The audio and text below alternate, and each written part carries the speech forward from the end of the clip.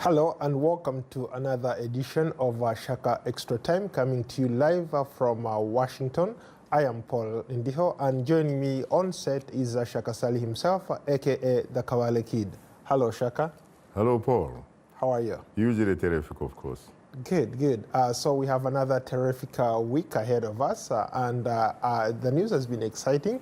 But before we go to the news, let's welcome all our viewers watching us live here on Facebook. To you all, we say keep those comments coming, and we are here for you today. Shaka is ready to take your questions. Shaka, let's maybe start off on a sad note here. Let's start in Kenya. One of Kenya's leading opposition leaders, this guy, Kenneth Matiba, was a remarkable gentleman who passed away earlier this week. He played so many roles as a political figure, opposition leader. He was incarcerated or locked up for a very long time because he was opposed to the Moi regime. Maybe bring us up to speed. Who was this guy? You know, like you said, he was an incredible guy. He was a guy that, in many ways,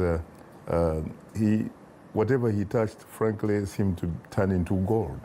I mean, he was a man that was probably among Kenya's very few graduates before independence. He was a high school teacher in the 1960s. And then he became a senior official in the then Ministry of Education. And when Kenya became independent, he became permanent secretary, and eventually he went into business. He used to be the managing director of what used to be called the East African Breweries. And eventually he built huge businesses, my friend. This guy was so rich. He was one of the few really indigenous first Kenyan millionaires, if you will. How did he get his money? He did actually business, legitimate business. Like From I said, politics? not politics. He actually had shares in hotels, for example. He had a chain of hotels called Alliance Hotels, which even had some facilities in Mombasa, in Ukunda, those kind of stuff. I remember, in fact, sometimes interviewing him via telephone link-up when he was in one of those hotels. He had schools. He was a kid from Mulanga. And eventually, of course, he worked his way into politics. When he went into politics, he became a cabinet minister. And he was a very successful minister. In fact, I remember a young Kenneth Matiba meeting a young Muhammad Ali himself in the 1980s, when Muhammad Ali had actually been sent to Africa to persuade the African countries not to attend the Moscow Olympics, the 1980. And this was also a man who became a manager of football. Some of the major football, teams or clubs or what have you were in some ways associated with a man called Kenneth Matiba. He was everything you could think about. And he was a man, by the way, when he served as a cabinet minister, reports say, and they are actually justified, that he never actually took a salary. He didn't take a salary. This was a man who was rich, who was very comfortable in his skin, and yet who was a champion, frankly, for making sure that ordinary people, got some kind of socio-economic justice. He even resigned his cabinet position to go and actually fight the one-party state, so that he eventually became one of the champions, frankly, for fighting for the restoration of multi-politics or multi-party democracy in Kenya in the early 90s. But that didn't go down very well, especially trying to crack down the very strong KANU party in Kenya. It didn't go very well for him, just like any other opposition politician practicing in Africa. Well, that was, I guess, expected, especially you had a one-party state, in that particular at that particular moment. But in the end, even though he had actually been detained in so many places, including Kamiti, one of the, I think, maximum prisons in Kenya, guess what? Eventually, December 1991, he won, because Parliament eventually had to make law they had to make sure that they repeal the law that justified the one-party state, and eventually Kenya became a multi-party type of political society, which ushered in the first multi-party election in December 1992, which I was very, very fortunate and very honored, by the way, to cover from downtown Nairobi for the Voice of America.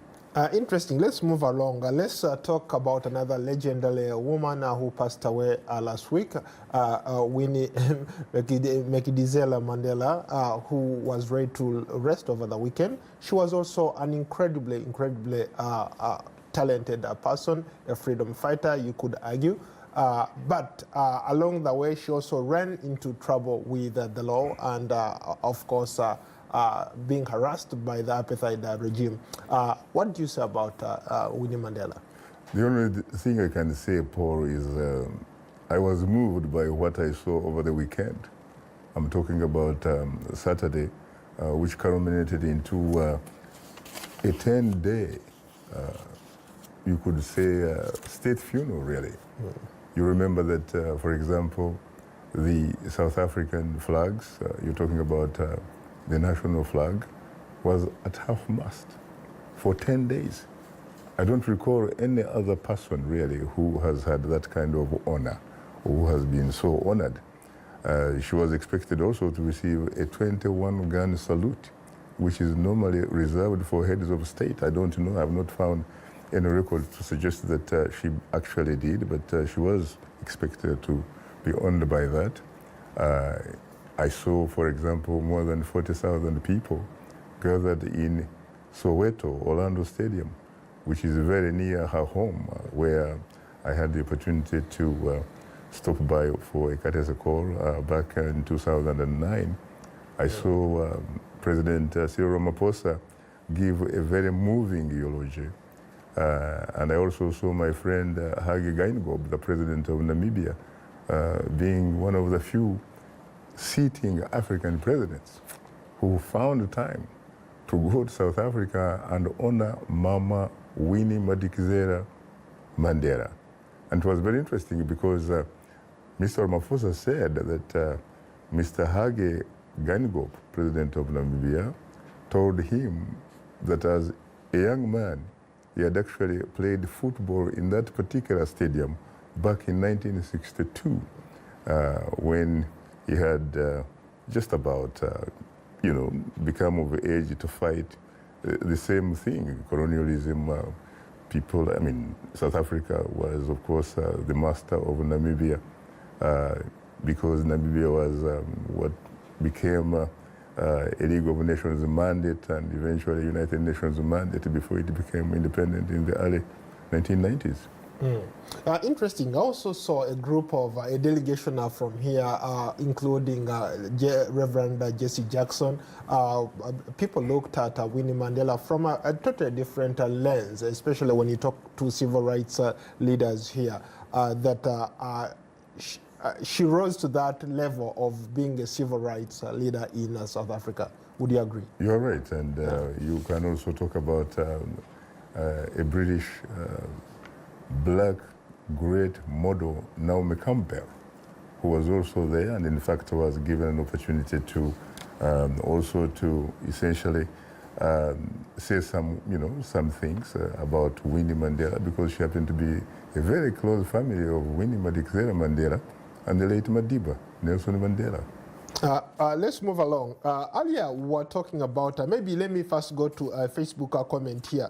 Let's go to Chinire Ezifi, one of the few women who have reached out to us today. She's from Lagos, and she wants to know, will the good people of Africa hold their public officers accountable rather than being held accountable by them? Maybe I can tie that to what's happening here in the United States. You have a situation whereby the President of the United States, his lawyer, and their lawyers are fighting the system. The President of the United States is fighting his own Justice Department. Maybe what that means is this is a nation of laws. It's governed by the rule of law. But we have situations in Africa where you have people who don't really, who don't pay attention to some of these things or governed by the rule of law. It's, in other words, you can say maybe these are nations that are run by men, strong-willed men. But here in this particular case, you have a system fighting its own, the president fighting his own system. Maybe speak more to that. Of course, when you look at what you call quote-unquote mature democracy, you're talking about societies of laws, really. A society that is run on the basis of laws. But when you talk about countries which are still really in the stage of what I would describe as undemocratic, then you're talking about societies that are run not on the basis of law, but societies, in fact, that are run on the basis of men or women. But for the most part, since Africa is very patriarchal, you're talking about societies that are run, in fact, on the basis of men. They are societies of men, not laws. When you talk about laws, that one is only on paper and is pretty much in theory, but in terms of practice, you don't have citizens in most African countries. You actually have people who, on paper again, in terms of theory, yes, they are citizens, in which case they actually owe allegiance to the state, not the individual authority. And because they owe their allegiance to the state, it means that they actually have constitutional rights. They have constitutional rights, you could even say inalienable rights, or even birth rights, in fact, for that matter. Yeah. But what they have not been able to do is to assert those rights so that they actually become legitimate citizens who are in charge of the affairs of their country, and in which case a president or an ambassador or a cabinet minister and what have you, in fact, happens to be their employee, not the employer. They are the masters, in other words, of their society. But in reality, they have not been able to express that. Yeah. Now, for the question from my sister from Lagos to be answered, we need to talk about the role of civil society organizations. What is needed are civil society organizations. You're talking about religious, for example, groupings. You're talking about labor union or trade unions. You're talking about the media and what have you. You're talking about people that are beneficiaries, really, of civic education, to tell them, or at least give them the idea, the necessary information that suggests, not only suggests, by the way, that tells them precisely the kind of power that they have, not to behave as subjects, because a subject does not have any constitutional rights. A subject has essentially privileges which are granted to you by the individual authority who happens to be in power. It can be a kabaka, it can be an emperor, it can be a presidential monarch. And so what we are looking at, in fact, in Africa, the reason we have what is happening in most of Africa is precisely people do not look at themselves in reality as citizens. They look at themselves as subjects because they actually feel or think that they owe allegiance in an individual authority. And it is that individual authority who in turn grants you privileges, not rights. Yeah, interesting. Let's move along. Let's go to another Facebook commenter from Miro Charles. He says, does any African leader deserve to be in power more than 2 terms? I think it's along the lines of what you're talking about. Yeah, I think it really depends on what kind of leader you are talking about. If you have a parliamentary system, for example, you don't have to worry about term limits. But that is also if, in fact, you have a society which is largely educated, which is largely, especially socially and politically conscious, and therefore it knows exactly what its role is. It carries out periodic elections, which are not simply elections in terms of selections, but in fact elections which are credible, which are transparent, which are free, fair, and verifiable, where you actually have a result that reflects the will of the voter, the will of the people, so that you can elect, for example, a political party or a coalition of political parties which come together and choose a prime minister who becomes the head of a government and serves for that particular term. It can be 5 years, and if he does well and what have you, his party does well, they can go back to the people, have an election, and therefore get a renewed mandate. So you don't have to worry about that, because if I may in fact go to a country like Singapore, you had the founding leader there, who was a man called Lee Kuan Yew. He actually governed Singapore, the city-state, for 31 years. But the good thing about Lee Kuan Yew is not that he simply talked the talk about development. He actually walked the talk about development, so that Singaporeans, in fact, walked the talk. They walked the walk to the extent that he helped to develop that country, which was a third world country, underdeveloped. In those 31 years, he lifted it from poverty. He lifted it from the third world status to a first world. And Singapore, as we talk, happens to be one of the few countries, frankly, when you look at the income per capita, it's right there at the top. Singapore, in fact, in many ways, even advises giant countries. When you go around, you shouldn't be surprised if you see a huge Boeing, for example, at Heathrow's London airport, written on Singapore Airlines, that kind of stuff. And arguably one of the best airlines in the world. Shaka, let me push back for a second here. You talked about a parliamentary system, a presidential system. For example, Ethiopia has had... Mind you, I have not yet talked about the presidential system. Okay, let me finish. Ethiopia has had a parliamentary system. It hasn't worked very well for them. As you know, they've been fighting each other. The opposition has been on the streets for years, trying to at least to advocate for democracy. We go to a presidential system. You look at Uganda. We look at Rwanda.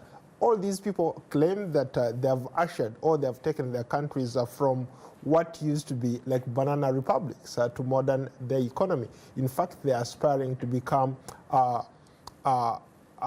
even economically viable by maybe 2030.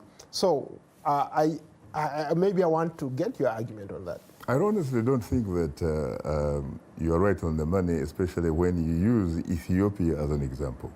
First of all, remember I said that you have to have a society which is reasonably well educated. You have to have a society which is where people are socially and politically conscious, socially and politically aware of their rights. And they have to have the ability to be able to assert those rights. Now, that criteria, frankly, does not fit Ethiopia. First of all, you forget that Ethiopia, for history's sake, it used to be what you would call an empire under emperors until the mid-early 70s, when Emperor Haile Selassie was overthrown by Mengistu Haile Mariam. Mengistu Haile Mariam, essentially you had two transitional leaders who were military officers, senior military officers. You had Tafari Bante and you had General Ando. These are people also eventually who were removed by supporters of Mengistu. And Mengistu became not only a military head of state, but became president of Ethiopia until 1991, when he was overthrown by the TPLF, which was led at that time by Meles Zenawi. It is later, when Meles Zenawi takes over in Addis Ababa, that you start a parliamentary system. So you can't actually say that the parliamentary system in Ethiopia has failed. You have to give it time. Oh, well, how many more years? It's been in power for over 20 years. Well, you know what? you have to give it time, because right now, you know what has happened. For the first time, probably, I'm sure there are some people who probably wouldn't accept it, but for the first time, most people would agree. You now have a member of the majority ethnic community in Ethiopia, the Oromo, who actually happens to be the prime minister and head of government in Ethiopia. You even have the president, who is ceremonial, yes, who happens to be head of state, who happens to be commander-in-chief of the armed forces, even though the reality probably suggests he doesn't actually control the armed forces. But that man also is from Oromia, is an Oromo. You have the foreign minister, is an Oromo. There are things that are changing, and the reason they are changing is because the Ethiopians, especially the Oromos, are asserting their rights. They are asserting themselves. The Amhara, they are asserting their rights. You're talking about a society, my brother, which has more than 105 million human beings. It is the second largest, largest country in Africa in terms of population, after Nigeria. When you talk about the people from Tigray, Tigrinya and what have you, they can make up about 6%. There is no way, history has shown, there's no way such a percentage can sustain itself in power. Look at apartheid in South Africa. You had a white minority rule. They had apartheid. They even had a nuclear weapon to boot. But it's working in Rwanda that we see have sustained themselves in power. You know what? I don't even know that it is working in Rwanda, because, again, it's a matter of time. I don't know how you quantify success. Because let's face it, society is not static. It is dynamic. You don't know what is going to happen in Rwanda tomorrow.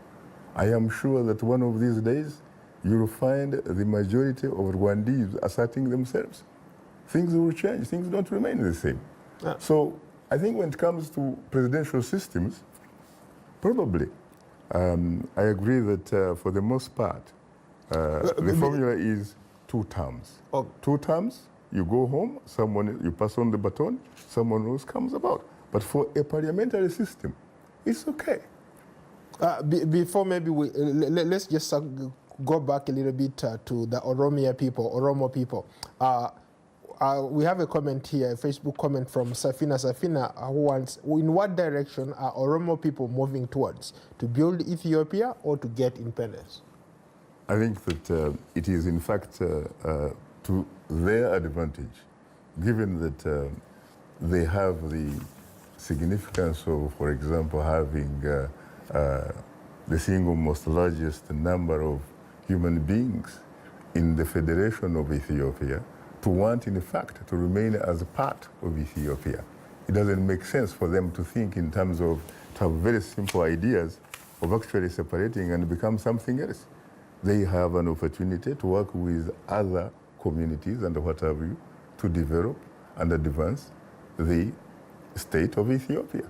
And I think that is where they are actually going to go. Yeah, Shaka, what are you talking about tomorrow on Straight Talk Africa? Tomorrow we are going to West Africa and looking at General Muhammadu Buhari, who says that he's going to be seeking a second and last term, at least in terms of Nigeria, that you are allowed for a maximum of 2 terms. After 8 years, you go home.